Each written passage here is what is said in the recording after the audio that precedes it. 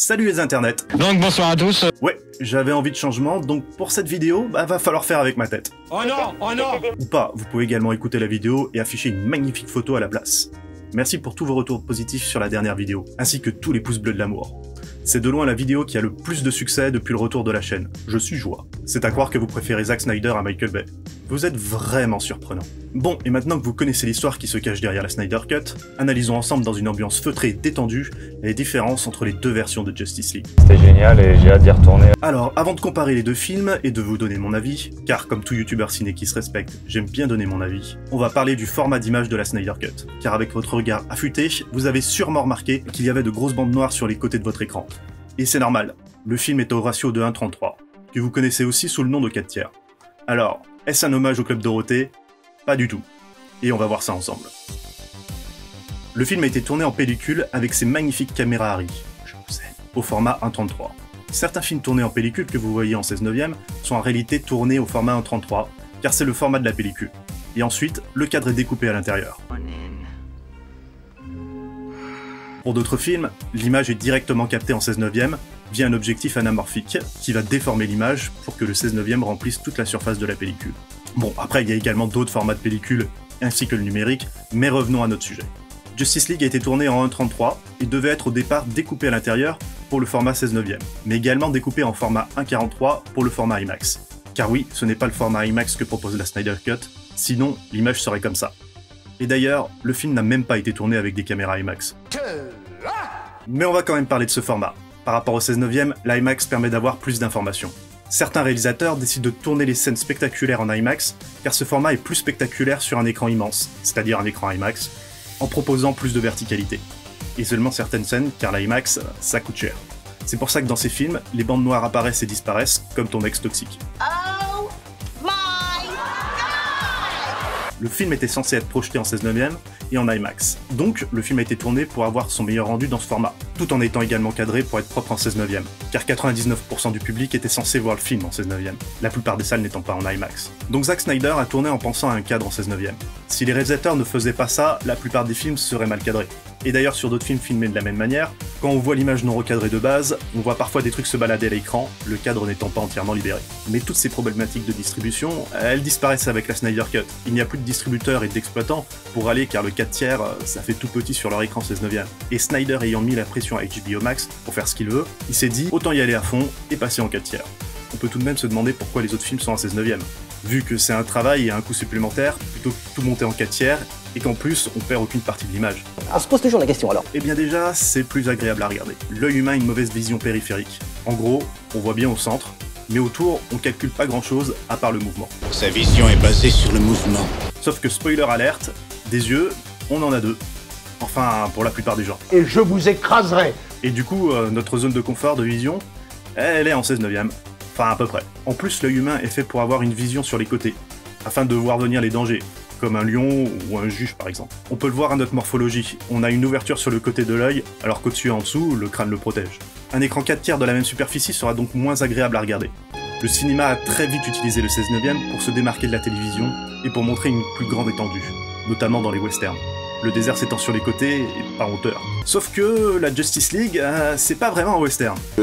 Vous m'apprenez quelque chose? Les super-héros volent, et diffusés en 4/3, ça permet de montrer de la hauteur et donner une impression de puissance de ces êtres extraordinaires face aux humains. C'est pour ça par exemple que Jurassic Park a un format d'image sans bande noire, pour montrer la grandeur des dinosaures et de Ian Malcolm. Et le 4/3 peut également être utilisé pour exprimer d'autres choses, comme ont pu le montrer certains réalisateurs. Et on peut même aller au-delà de ce format.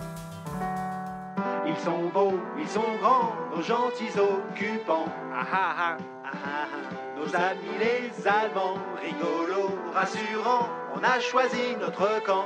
Oui. Nos amis les Allemands.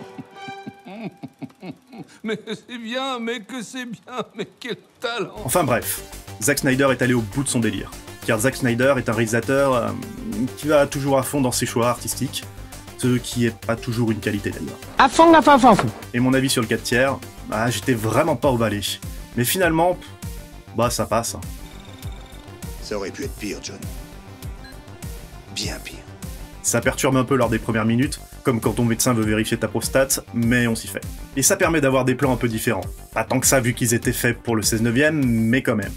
Après, sur une télé, forcément, ça rend le film un peu moins impressionnant. Pour une surface égale, le cerveau a l'impression que le 4/3 est plus petit que le 16/9.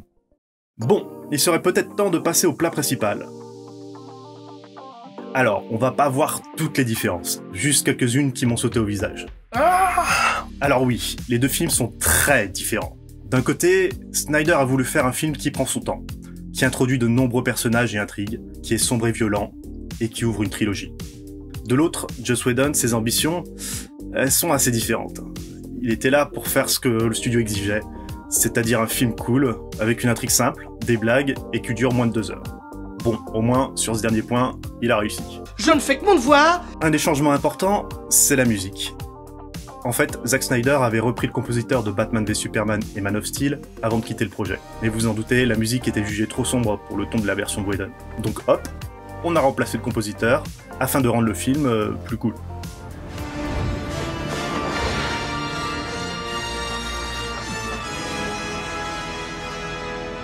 Mais comme l'histoire de base et les scènes déjà tournées ont été faites pour ne pas être cool, l'idée est clairement foireuse. Parce que, je sais pas comment vous dire, c'est systématiquement débile, mais c'est toujours inattendu. Un bon exemple, c'est la scène d'Aquaman qui va se faire une petite baignade. Dans la Snyder Cut, ça donne ça.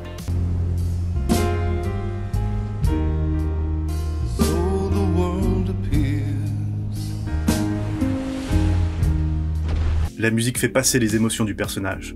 On ressent sa solitude, son désespoir. Dans la version cinéma, on a la même scène, mais la musique est un poil différente.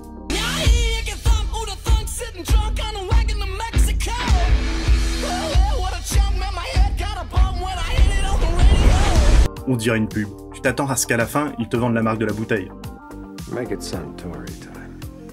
Et puis bon, ils essayent de rendre cette scène cool, mais du coup le message c'est quand même... c'est cool l'alcoolisme. Voilà. Chez Whedon, le reste de la musique est assez random, comme hélas dans beaucoup de films de super-héros.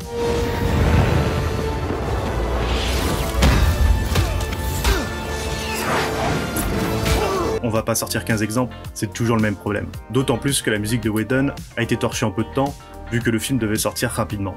Alors passons à autre chose, comme par exemple liker cette vidéo ou vous abonner à la chaîne. Ah pardon, c'est un peu tôt pour aborder ce sujet. On va d'abord parler du scénario. J'ai fait des calculs très poussés, et j'ai pu remarquer que 2 heures, c'est très différent de 4 heures. Bac plus 5, les gars. Donc forcément, pour tout rentrer en 2 heures, Whedon a dû aller droit au but, faisant des gros raccourcis scénaristiques. Tiens, des cubes, et qui peuvent parfois aller jusqu'au foutage de gueule. Dans cette version, nos héros partent à la recherche des cubes, parce qu'un monstre les a dessinés sur un mur, en explosant. Oh bah alors. À quel moment Steppenwolf s'est dit que ce serait cool si en mourant, ses soldats dessineraient son plan de conquête du monde? Donc, si vous êtes producteur d'une grosse franchise de films et que vous regardez cette vidéo, faut pas faire des choses comme ça, hein. Vraiment, comment tu peux valider un truc pareil? Oh, perfect. Imagine, comment avez-vous eu les plans de l'Étoile Noire? Ben, Stormtrooper les avait dans sa poche. Bien joué! De l'autre côté, Zack Snyder a préféré une intrigue plus classique. Et surtout, d'introduire bien mieux certains personnages, notamment Cyborg. Et d'en introduire d'autres tout court d'ailleurs. Ici, Cyborg a un vrai background. On comprend le personnage, ce qu'il a vécu, son évolution à travers le film. Bon, Snyder prend même parfois un peu trop son temps. Zack Snyder est un réalisateur qui aime bien ne pas être dans la retenue. Et parfois, faut reconnaître, on est à la limite de l'indigestion. Les ralentis avec les images christiques, ça marche quand on parle de super-héros. Mais faut peut-être pas le faire à toutes les scènes. Sinon, au moment où c'est vraiment utile à la narration, bah tu y fais même plus attention car c'est la 5e fois que tu vois ça dans le film. Je pense notamment au match de football US. Le moment où Cyborg réalise que son père n'est pas là. Tu n'es pas là.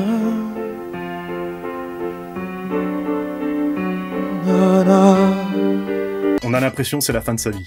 Alors que apparemment, bah il vient jamais à ses matchs. Donc pas besoin d'y aller avec les gros ralentis et la musique ultra dramatique. Le vrai moment dramatique, c'est après qu'il arrive. Il y a un autre moment où ça me dérange, c'est la scène de la saucisse. L'accident de voiture dure tellement longtemps. Et pour rien, on a compris ce qui se passait, on sait très bien qui va la sauver. Mais ça dure, ça dure. Et déjà que son exécution est lente, mais la mise en place l'est aussi. Et ça, en plus d'être chiant, ça rend la scène invraisemblable. Le chauffeur qui traverse tout le quartier en cherchant son sandwich sous son siège, c'est juste ridicule. Et inutile. Il n'y a pas besoin de ça, ça n'apporte rien. Dans beaucoup de films, des personnages ont des actions pas vraiment logiques par facilité scénaristique. Interstellar. Mais là, c'est même pas le cas. Ça sert à rien. Et il y a quelques autres moments qui, je trouve, mériteraient d'avoir moins de ralenti. Car ça casse le rythme, mais c'est surtout ces deux scènes qui me posent vraiment problème. Problème qu'on a clairement pas avec Whedon, vu le montage épileptique qui nous sort. Il arrive même à retirer le plan sur Lois lorsque Superman revient à la vie. Sérieusement. Et puis je critique, mais dans l'ensemble, ça va. Le rythme n'est pas mauvais et les 4 heures passent vite. Moins que sur cette chaîne, mais quand même. Comparons les deux versions de la scène avec Lois et Martha. D'un côté, la version Whedon. Du sang, ça a été tourné à l'arrache dans la salle de réunion de la compta. Il te rajoute une plante pour meubler, et ça fera l'affaire, alors que chez Snyder, clairement, l'image est sublime. On sent qu'on n'a pas du tout la même application des deux réalisateurs. Et les dialogues? Mon dieu, le dialogue de la version Whedon. Bon, on passe l'interview de la dame à la télé, une tentative d'être drôle, mais c'est foireux. Mais c'est pas grave, on commence à avoir l'habitude avec ce film. Bon, je suppose qu'il voulait que Martha ait l'air forte et capable d'accepter la mort de son fils, mais l'actrice là, on sent elle a juste envie de rentrer chez elle pour regarder la nouvelle vidéo de coupe de directeur. Le « It's not a she », bon, cette phrase, ça permet de résumer le rapport qu'a Lois avec ses collègues. Au moins, c'est pas juste une tentative de blague gratuite, mais une image intelligente aurait été bien plus efficace. Et pas moins drôle. Et c'est illustre le problème, il n'y a aucune idée de mise en scène. Donc on rajoute des lignes de dialogue pour rajouter un peu d'épaisseur au film. D'autant plus que le reste du dialogue, c'est des phrases bateau. Bref, vous l'avez compris, c'est bâclé. Mais rapide à tourner. Et la version Snyder? Bah comme je l'ai dit, c'est beau. Très beau. Et le dialogue est vraiment bien écrit, et bien joué. On voit à quel point Martha est une femme forte, et comment elle trouve les mots justes pour que Lois se ressaisisse. La mise en scène est vraiment sobre, comme pour Whedon, mais ici ça marche, car l'image, la musique, le texte et le jeu des comédiennes, ils vont avec. Tout fonctionne. Jusqu'à ce que Martha quitte la pièce. Alors ok, c'est une bonne pinceau d'introduire le martien je sais plus quoi. Oui, j'ai encore bien bossé. Mais non, la scène elle était belle, elle était forte. Elle mettait en valeur Martha et ça désamorce tout. L'ascenseur émotionnel est terrible, et bien trop violent pour mon petit cœur. Et justement, la violence. Ne nous attardons pas sur ma maîtrise des transitions, et abordons le sujet de la violence. I like violence. I love violence. Le Snyder Cut, elle est clairement plus violente. C'est pas non plus un film gore, mais il va plus loin. Ça a été possible notamment car le film n'est pas exploité en salle. Quand tu lâches 250 millions de dollars pour produire un film, t'as pas envie qu'il soit interdit aux moins de 16 ans. Le moment qui l'illustre le plus, c'est la mort de Steppenwolf. On passe d'une repompe du Roi Lion chez Whedon à une décapitation chez Snyder. Alors Whedon, je suis vraiment pas fan du prétexte pour le tuer, et chez Snyder, il y a juste un truc qui me dérange. Pas l'exécution en soi, je peux comprendre la décision de Wonder Woman, vu le risque que représente Steppenwolf, mais quelques instants avant, lorsque Superman arrive. Alors oui, la version de Snyder est clairement plus stylée que le... C'est tellement vide, alors que ça devrait être un des points culminants du film. Chez Snyder, c'est la classe, et la musique va avec. Mais pourquoi Superman le tabasse? On voit Superman arriver, il est confiant, on comprend que Steppenwolf ne représente aucun risque pour lui, bref, que le film il est terminé quoi. Mais tout à coup, Superman bascule dans une colère ultra violente et tabasse Steppenwolf presque sans raison. Et il va même jusqu'à le mutiler quand même.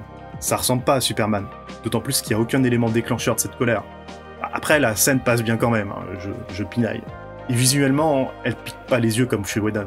Bordel, ses couleurs, on se croirait dans Batman Forever. Et restons sur Steppenwolf. Il y a bien d'autres choses à dire sur lui. Bon, la version Whedon est largement plus dégueulasse. À chaque fois que je le vois, je m'attends à entendre ce jingle. Mais la version Snyder, si elle est bien mieux, je la trouve pas dingue non plus. Personnellement, j'accroche pas à ce genre de personnage en image de synthèse, pas du tout réaliste. Ça me sort toujours un peu du film. Et un autre truc qui m'a dérangé avec Steppenwolf dans les deux versions, et avec Darkseid également dans la Snyder Cut, c'est quand on voit la bataille qui a eu lieu dans le passé. Ils ont déjà été vaincus. Et en plus, à l'époque, ils avaient les cubes. Et par des soldats à chevaux armés de lances. Alors oui, il y avait quelques super-héros pour aider, mais justement, les super-héros, on en a aussi dans Justice League. Et au XXIe siècle, les armées sont un peu mieux équipées quand même. Donc le danger et le risque, on les sent pas trop. Ouais, je sais, je suis chiant, mais j'aime quand un scénario est logique et bien écrit. L'inverse de cette vidéo, quoi. Un autre truc qui m'a dérangé des deux côtés, c'est l'apparence si réaliste des décors. Clairement, on n'a pas l'impression d'être dans une vraie ville ici. Je trouve ça dommage. Mais en dehors de certains VFX torchés, l'image reste quand même belle chez Snyder. Juste, j'aurais préféré des décors qui font plus vrai. Un autre apport de Whedon qui, heureusement, disparaît chez Snyder, c'est la famille russe. Clairement, tout le monde en a déjà parlé, elle sert à rien. Même si au départ, elle a été rajoutée pour avoir un côté plus humain qui manque au film de Snyder. Plus exactement, une interaction plus directe des humains avec les super-héros. Et c'est vrai que ça manque chez Snyder, sauf que cet ajout est raté. Par contre, je dois avouer qu'il est plus réussi dans l'intro de Whedon, qui filme l'humanité en deuil de Superman.